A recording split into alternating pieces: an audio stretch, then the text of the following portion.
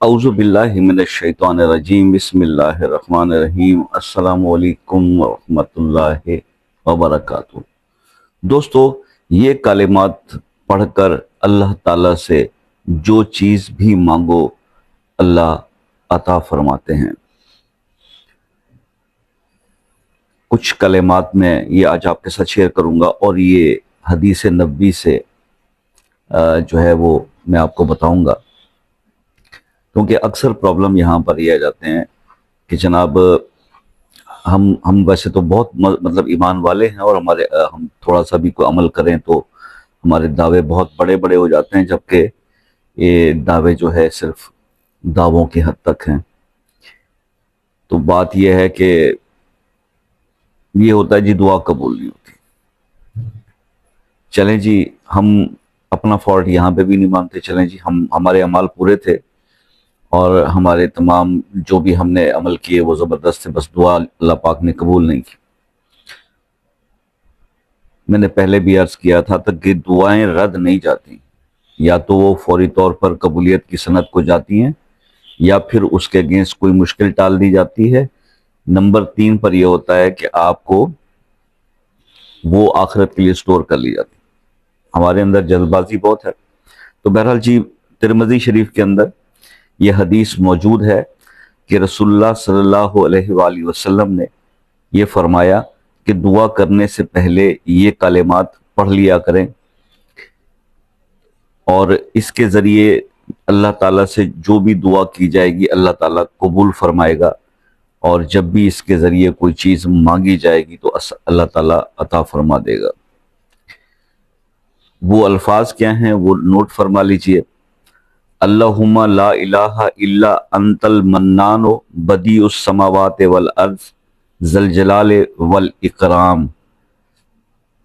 اے اللہ، تیرے علاوہ کوئی معبود نہیں، تو بہت احسان کرنے والا ہے، آسمانوں اور زمینوں کو پیدا کرنے والا ہے، اے جلال اور اکرام والے اللہ۔ یہ جامع ترمذی کی حدیث نمبر 3544 اس کا ریفرنس ہے۔ تو میں صرف اتنا عرض کرتا ہوں کہ اگر آپ دعا مانگنے سے پہلے سنت کے طور پر 3 دفعہ یہ ہر نماز جب آپ پڑھتے ہیں، چاہے تہجد کی نماز پڑھتے ہیں، تو یہ 3 بار یہ دعا پڑھ لیا کریں، تو آپ کی دعائیں قبولیت کی طرف جانے کے امکان بڑھ جائیں گے، کیونکہ حضور پاک صلی اللہ علیہ وسلم کی بتائی ہوئی بات ہے جو کہ صادق اور امین ہے، سچ ہے۔ تو میں تو پورے ایمان سے جب بھی دعا مانگتا ہوں تو اس کو 3 بار پڑھ لیتا ہوں، اور آپ سے بھی یہ ریکویسٹ کرتا ہوں کہ ہر نماز کے بعد اس کو 3 بار دعا سے پہلے پڑھا کریں، تاکہ آپ کی دعاؤں کی قبولیت جو ہے اس میں اضافہ ہو جائے، اور آپ کی جو خواہشات جو ہیں، جس کے اوپر اکثر آپ مجھ سے واٹس ایپ پہ ڈسکس کرتے ہیں کہ شاہ صاحب پوری نہیں ہوتی، تو اللہ کے حکم سے وہ خواہشات پوری ہونا شروع ہو جائیں، تاکہ آپ کو سکون مل جائے۔ اور دوسری بات یہ ہے کہ اپنے پھر آگے طریقہ کار ہیں پڑھنے کے۔ اس حدیث سے تو یہ ثابت ہوتا ہے کہ جی ایک بار یہ الفاظ کلمات ادا کر دیں، اور ذاتی طور پہ کیونکہ ہمارے اپنے اعمال بہت کمزور ہیں، ایمان کے لیول بہت ڈاؤن ہیں، ہمارے رب سے ہم نے تعلقات جو ہے وہ بہت کشیدہ اسی لیے کر رکھے ہیں کہ نافرمانی پہ نافرمانی، نافرمانی پہ نافرمانی کرے جا رہے ہیں۔ تو ایسی صورت میں اکثر دوستوں کو یہ کہا جاتا ہے، یا میں مشورہ دیتا ہوں کہ بھئی آپ فجر کے بعد ایک تسبیح ان کلمات کی کر لیا کریں، اور پھر جو باقی کی نمازیں ہیں اس میں 3 بار پڑھ لیا کریں، اللہ پاک بہت کرم فرمائیں گے اور دعائیں قبول ہوں گی۔ مزید اس کے بارے میں کوئی چیز آپ پوچھنا چاہیں تو آپ واٹس ایپ پہ رابطہ کر سکتے ہیں۔ پاکستان میں عصر کی نماز کے بعد رات 10:30 بجے تک ٹائم ہوتا ہے، اور دور دیس میں جو میرے دوست بہن بھائی رہتے ہیں، اور اب تو ماشاءاللہ اسپین بھی ایڈ ہو گیا جی، پہلے یو کے، U S A, Canada, New Zealand, Australia, Italy, France, اور اب اسپین، ماشاءاللہ ناروے سے تو لوگ آ ہی رہے ہیں۔ تو آپ لوگوں کا بہت شکریہ کہ آپ لوگ پہلے رابطہ کر کے ٹائم لے لیتے ہیں اپنی کال کے لیے، تو اس سے پریشانی نہیں رہتی، اس کے کوئی چارجز بھی نہیں ہوتے۔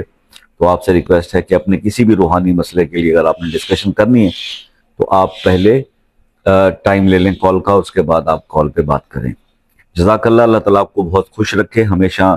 ایک چیز اور کہ اگر کسی مسئلے میں پریشان ہے، الجھے ہوئے، تو مسئلہ دعاؤں میں اگر شامل کرنا چاہتے ہیں تو وہ مسئلے کا آپ کوئی بھی حوالہ اپنے نام کے ساتھ کمنٹ میں لکھ دیں، انشاءاللہ اس پرابلم کے لیے بھی خصوصی دعا کی جائے گی۔